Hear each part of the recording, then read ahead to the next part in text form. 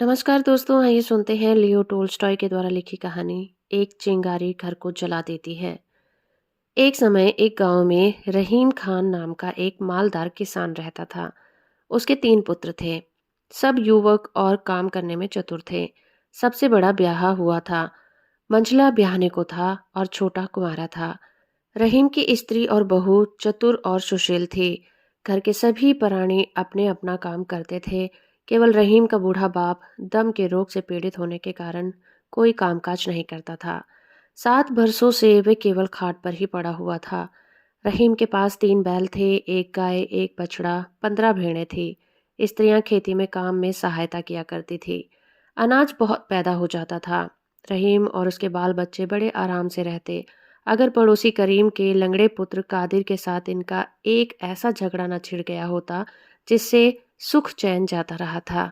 जब तक बूढ़ा करीम जीता रहा और रहीम का पिता घर का प्रबंध करता रहा, कोई झगड़ा नहीं हुआ, जैसा कि पड़ोसियों में होना चाहिए। एक दूसरे की सहायता करते रहे। लड़कों का घरों को संभालना था कि सब कुछ बदल गया। आप सुनिए कि झगड़ा किस बात पर छिड़ा। रहीम की बहू ने कुछ मुर्गियां पाल रखी थी। एक मुर्गी नित्य पशुशाला में जाकर अंडा दिया करती थी। बहू शाम को वहां जाती और अंडा उठा लाती। एक दिन दैवी गति से वह मुर्गी बालकों से डरकर पड़ोसी के आंगन में चली गई और वहां अंडा दे आई। शाम को बहू ने पशुशाला में जाकर देखा तो अंडा वहां नहीं था। सास ने पूछा उसे क्या मालूम था। देवर बोला कि मुर्गी पड़ोसन के आंगन में कुड़कुड़ा रही थी, शायद वहां अंडा दे आई हो। बहू वहां पहुंचकर अंडा खोजने लगी। भीतर से कादिर की माता निकलकर पूछने लगी, बहू क्या है? बहू, मेरी मुर्गी तुम्हारे आंगन में अंडा दे गई है, उसे खोजती हूँ। तुमने देखा हो तो बता दो। कादिर की माँ ने कहा, मैंने नहीं देखा। क्या हमारी मुर्गियां अंडे नहीं देती कि हम तुम्हारे अंडे बटोरती फिरेंगी? दूसरों के घर जाकर अंडा खोजने की हमारी आदत नहीं है। यह सुनकर बहू को आग लग गई। लगी बकने। कादिर की माँ कुछ कम ना थी। एक एक बात के 100 उत्तर दिए। रहीम की स्त्री पानी लाने बाहर निकली थी। गाली गलौज का शोर सुनकर वह भी वहां आ पहुंची। उधर से कादिर की स्त्री भी दौड़ पड़ी। अब सबकी सब इकट्ठी होकर लगी गालियां बकने और लड़ने। कादिर खेत से आ रहा था, वह भी आकर मिल गया। इतने में रहीम भी आ पहुंचा। पूरा महाभारत छिड़ गया। अब दोनों गुथ गए। रहीम ने कादिर की दाढ़ी के बाल उखाड़ दिए। गांव वालों ने आकर बड़ी मुश्किल से उन्हें छुड़ाया, पर कादिर ने अपनी दाढ़ी के बाल उखाड़ लिए और हाकिम परगना के इजलास में जाकर कहा, मैंने दाढ़ी इसीलिए नहीं रखी थी जो यूं उखाड़ी जाए, रहीम से हरजाना लिया जाए। पर रहीम के बूढ़े पिता ने उसे समझाया, बेटा, ऐसी तुच्छ बात पर लड़ाई करना मूर्खता नहीं तो क्या है? जरा विचार तो करो। सारा बखेड़ा सिर्फ एक अंडे से फैला है। कौन जाने शायद किसी बालक ने उठा लिया हो। और फिर अंडा था कितने का? परमात्मा सबका पालन पोषण करता है। पड़ोसी यदि गाली दे भी दे तो क्या गाली के बदले गाली देकर अपनी आत्मा को मलिन करना उचित है? कभी नहीं। खैर, अब तो जो होना था वो हो ही गया, उसे मिटाना उचित है, बढ़ाना ठीक नहीं। क्रोध पाप का मूल है। याद रखो, लड़ाई बढ़ाने से तुम्हारी ही हानि होगी। परंतु बूढ़े की बात किसी के कान में न धरा। रहीम कहने लगा कि कादिर को धन का घमंड है। मैं क्या किसी का दिया खाता हूँ? बड़े घर ना भेज दिया तो कहना। उसने भी नालिश ठोक दी। यह मुकदमा चल ही रहा था कि कादिर की गाड़ी की एक कील खो गई। उसके परिवार वालों ने रहीम के लड़के पर चोरी की नालिश कर दी। अब कोई दिन ऐसा नहीं जाता था कि लड़ाई ना हो। बड़ों को देखकर बालक भी आपस में लड़ने लग गए। सब कभी वस्त्र धोने के लिए स्त्रियां नदी पर इकट्ठी होती थी तो सिवाय लड़ाई के कुछ काम न करती थी। पहले पहल तो गाली गलौज पर ही बस हो जाती थी, पर अब एक दूसरे का माल चुराने लगे। जीना दुर्लभ हो गया। न्याय चुकाते चुकाते वहां के कर्मचारी थक चुके थे। कभी कादिर रहीम को कैद करा देता, कभी वह उसको बंदी खाने भिजवा देता। कुत्तों की भांति जितना भी लड़ते थे उतना ही क्रोध बढ़ता जाता था। 6 साल तक यही चलता रहा। बूढ़े ने बहुतेरा सिर पटका कि लड़कों, क्या करते हो? बदला लेना छोड़ दो। बैर भाव त्याग कर अपना काम करो। दूसरों को कष्ट देने से तुम्हारी ही हानि होगी। परंतु किसी के कान पर जूं तक नहीं रेंगती थी। 7वें वर्ष गांव में किसी के घर में विवाह था। स्त्री पुरुष जमा हुए थे। बातें करते करते रहीम की बहू ने कादिर पर घोड़ा चुराने का दोष लगा दिया। वह आग हो गया। उठकर बहू को ऐसा मुक्का मारा कि वह 7 दिन चारपाई पर पड़ी रही। वह उस समय गर्भवती थी। रहीम बड़ा प्रसन्न हुआ कि अब काम बन गया। गर्भवती स्त्री को मारने के अपराध में इसे बंदी खाने न भिजवाया तो मेरा नाम रहीम ही नहीं। झट जाकर नालिश कर दी। तहकीकात करने पर मालूम हुआ कि बहू को कोई बड़ी चोट नहीं आई है। मुकदमा खारिज हो गया। रहीम कब चुप रहने वाला था। ऊपर की कचहरी में गया और मुंशी को घूस देकर कादिर को 20 कोड़े मारने का हुक्म लिखवा दिया। उस समय कादिर कचहरी से बाहर खड़ा था। हुक्म सुनते ही बोला, कोड़ों से मेरी पीठ तो जलेगी ही, परंतु रहीम को भी भस्म किए बिना नहीं छोड़ूंगा। रहीम तुरंत अदालत में गया और बोला, हुजूर, कादिर मेरा घर जलाने की धमकी देता है। कई आदमी गवाह हैं। हाकिम ने कादिर को बुलाकर पूछा कि क्या बात है। कादिर, सब झूठ, मैंने कोई धमकी नहीं दी। आप हाकिम हैं, जो चाहे सो करें, पर क्या न्याय इसी को कहते हैं कि सच्चा मारा जाए और झूठा चैन करे। कादिर की सूरत देखकर हाकिम को निश्चय हो गया कि वो अवश्य रहीम को कोई न कोई कष्ट देगा। उसने कादिर को समझाते हुए कहा, देखो भाई, बुद्धि से काम लो। भला कादिर गर्भवती स्त्री को मारना क्या ठीक था? यह तो ईश्वर की एक बड़ी कृपा हुई कि चोट नहीं आई, नहीं तो क्या जाने क्या हो जाता। तुम विनय करके रहीम से अपना अपराध क्षमा करा लो, मैं हुक्म बदल डालूंगा। मुंशी, दफा 170 के अनुसार हुक्म नहीं बदला जा सकता। हाकिम, चुप रहो, परमात्मा को शांति प्रिय है, उसकी आज्ञा पालन करना सबका मुख्य धर्म है। कादिर बोला, हुजूर, मेरी अवस्था अब 50 साल की है। मेरे एक ब्याहा हुआ पुत्र भी है। आज तक मैंने कभी कोड़े नहीं खाए। मैं और उससे क्षमा कभी नहीं मांग सकता। वह भी मुझे याद करेगा। यह कहकर कादिर वहां से चला गया। कचहरी गांव से 7 मील पर थी। रहीम को घर पहुंचते पहुंचते अंधेरा हो गया। उस समय घर में कोई नहीं था, सब बाहर गए हुए थे। रहीम भीतर जाकर बैठ गया और विचार करने लगा। कोड़े लगने का हुक्म सुनकर कादिर का मुख कैसा उतर गया था। बेचारा दीवार की ओर मुंह कर कर रोने लगा था। हम और वह कितने दिन तक एक साथ खेले हैं। मुझे उस पर इतना क्रोध नहीं करना चाहिए था। यदि मुझे कोड़े मारने का हुक्म सुनाया जाता तो मेरी क्या दशा होती। इस पर उसे कादिर पर दया आई। इतने में बूढ़े पिता ने आकर पूछा, कादिर को क्या दंड मिला? रहीम, 20 कोड़े। बूढ़ा, बहुत बुरा। बेटा, तुम अच्छा नहीं करते। इन बातों में कादिर को उतनी ही हानि होगी जितनी तुम्हारी। भला मैं यह पूछता हूँ कि कादिर पर कोड़े पड़ने से तुम्हें क्या लाभ होगा? रहीम, वह फिर ऐसा काम नहीं करेगा। बूढ़ा, क्या नहीं करेगा? उसने तुमसे बढ़कर कौन सा बुरा काम किया है? रहीम, वाह वाह, आप विचार तो करें कि उसने मुझे कितना कष्ट दिया है। स्त्री मरने से बची, अब घर जलाने की धमकी देता है, तो क्या मैं उसका जस गाऊं? बूढ़ा आह भरकर बोला, बेटा, मैं घर में पड़ा रहता हूँ और तुम सर्वत्र घूमते हो, इसीलिए तुम मुझे मूर्ख समझते हो। लेकिन द्रोह में तुम्हें अंधा बना रखा है। दूसरों के दोष तुम्हारे नेत्रों के सामने हैं, अपने दोस्त पीठ पीछे हैं। भला मैं पूछता हूँ कि कादिर ने क्या किया? एक एक करने से भी कभी लड़ाई हुआ करती है? कभी नहीं। दो बिना लड़ाई नहीं हो सकती। यदि तुम शांत स्वभाव के होते, लड़ाई कैसे होती? भला जवाब तो दो। उसकी दाढ़ी के बाल कितने उखाड़े, उसका भूसा किसने चुराया, उसे अदालत में किसने घसीटा? 30 पर तारे दोष कादिर के माथे ही थोप रहे हो। तुम आप बुरे हो, बस यही सारे झगड़े की जड़ है। क्या मैंने तुम्हें यही शिक्षा दी है? क्या तुम नहीं जानते कि मैं और कादिर का पिता किस प्रेम भाव से रहा करते थे? यदि किसी के घर में अन्न चुक जाता था तो एक दूसरे से उधार लेकर काम चलता था। यदि कोई किसी और काम में लगा होता था तो दूसरा उसके पशु का चारा लाता था। एक तो किसी वस्तु की जरूरत होती थी तो दूसरा तुरंत दे देता था। न कोई लड़ाई थी और ना ही झगड़ा। प्रेम पूर्वक हम रहा करते थे। और अब तो तुमने महाभारत बना रखा है। क्या इसी का नाम जीवन है? यह तुम क्या पाप कर्म कर रहे हो? तुम घर के स्वामी हो, यमराज के सामने तुम्हें उत्तर देना होगा। बालकों और स्त्रियों को तुम क्या शिक्षा दे रहे हो? गाली बकना और ताने देना। कल तारावती पड़ोसिन धन देवी को गालियां दे रही थी। उसकी माता पास बैठी सुन रही थी। क्या यही भलमनसी है? क्या गाली का बदला गाली से देना चाहिए? नहीं बेटा, नहीं। महापुरुषों का वचन है कि कोई तुम्हें गाली दे तो सह लो, वह स्वयं पछताएगा।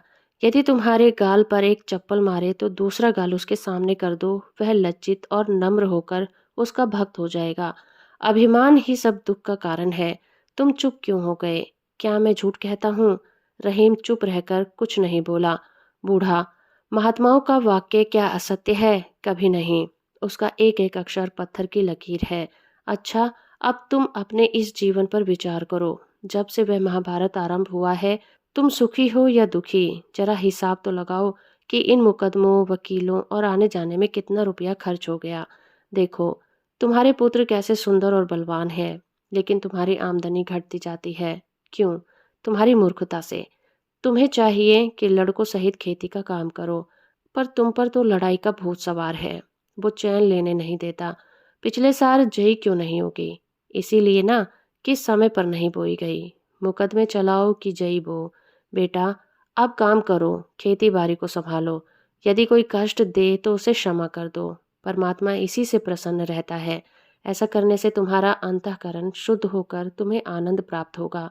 रहीम कुछ नहीं बोला। बूढ़ा, बेटा, अपने बूढ़े और मूर्ख पिता का कहना मान लो। जाओ और कचहरी में जाकर आपस में राजीनामा कर लो। कल सरोरात है। कादिर के घर जाकर नम्रतापूर्वक उसे न्योता दे दो और घर वालों को भी यही शिक्षा दो कि बैर छोड़कर आपस में प्रेम बढ़ाएं। पिता की बातें सुनकर रहीम के मन में विचार हुआ कि पिताजी सच कहते हैं।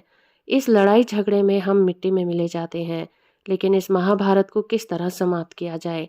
बूढ़ा उसके मन की बात जानकर बोला, बेटा, मैं तुम्हारे मन की बात जान गया हूँ। लज्जा त्याग जाकर कादिर से मित्रता का हाथ फैला लो। फैलने से पहले ही चिंगारी को बुझा देना सही होता है। फैल जाने पर फिर कुछ नहीं बनता। बूढ़ा कुछ और कहना चाहता था कि स्त्रियां कोलाहल करती हुई भीतर आ गई। उन्होंने कादिर के दंड का हाल सुन लिया था। हाल में पड़ोसनों से लड़ाई करके आई थीं। आकर कहने लगी कि कादिर यह भय दिखाता है कि मैंने घूस देकर हाकिम को अपनी ओर फेर लिया है। रहीम का सारा हाल लिखकर महाराज की सेवा में भेजने के लिए विनय पत्र तैयार किया है। देखो क्या मजा चखाता हूँ। आधी जायदाद न छीन ली तो बात ही क्या।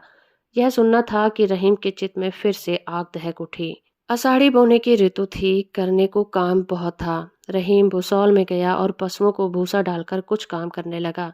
इस समय वह पिता की बातें और कादिर के साथ लड़ाई सब कुछ भूला हुआ था।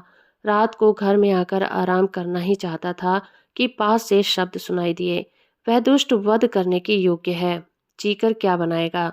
इन शब्दों ने रहीम को पागल बना दिया है। वह चुपचाप खड़ा कादिर को गालियां सुनाता रहा। जब वह चुप हो गया तो वह घर में चला गया। भीतर आकर देखा कि बहू बैठी ताक रही है। स्त्री भोजन बना रही है। बड़ा लड़का दूध गर्म कर रहा है। मंझला झाड़ू लगा रहा है। छोटा भैंस चराने बाहर जाने को तैयार है। सुख की यह सब सामग्री थी, परंतु पड़ोसी के साथ लड़ाई का दुख सहा न जाता था। वह जला भुना भीतर आया। उसके कान में पड़ोसी के शब्द गूंज रहे थे। उसने सबसे लड़ना आरंभ कर दिया। इतने में छोटा लड़का भैंस चराने बाहर जाने लगा। रहीम भी उसके साथ बाहर चला गया। लड़का तो चल दिया, वह अकेला रह गया। रहीम अपने मन में सोचने लगा, कादिर बड़ा दुष्ट है। हवा चल रही है, ऐसा ना हो पीछे से आकर मकान में आग लगाकर भाग जाए। क्या अच्छा हो कि जब वह आग लगाने आए तब मैं उसे पकड़ लूं। बस फिर कभी नहीं बच सकता। अवश्य उसे बंदी खाना जाना पड़ेगा। यह विचार करके वे गली में पहुंच गया। सामने उसे कोई चीज हिलती हुई दिखाई दी। पहले तो वो समझा कि कादिर है, पर कुछ न कुछ था। चारों ओर सन्नाटा था। थोड़ी दूर आगे जाकर क्या देखता है कि पशुशाला के पास एक मनुष्य जलता हुआ फूस का फूला हाथ में लिए खड़ा है। ध्यान से देखने पर मालूम हुआ कि कादिर है। फिर क्या था, जोर से दौड़ा और उसे जाकर पकड़ लिया। रहीम अभी वहां पहुंचने न पाया था कि छप्पर में आग लगी। उजाला होने पर कादिर प्रत्यक्ष दिखाई देने लगा। रहीम बाज की तरह झपटा, लेकिन कादिर उसकी आहट पाकर चंपत हो गया। रहीम उसके पीछे दौड़ा। उसके कुर्ते का पल्ला हाथ में आया ही था कि वह छुड़ाकर भाग निकला। रहीम धड़ाम से पृथ्वी पर गिर गया। उठकर फिर दौड़ा। इतने में कादिर अपने घर पहुंच गया। रहीम वहां जाकर उसे पकड़ना चाहता था कि उसने लठ मारा कि रहीम चक्कर खाकर बेसुध होकर धरती पर गिर पड़ा। सुध आने पर उसने देखा कि कादिर वहां नहीं है। फिर कर देखता है कि पशुशाला का छप्पर जल रहा है। ज्वाला प्रचंड हो रही है और लपटें निकल रही हैं। रहीम सिर पीटकर पुकारने लगा, भाइयों, यह क्या हुआ? हाय, मेरा सत्यानाश हो गया। चिल्लाते चिल्लाते उसका कंठ बैठा जाता था।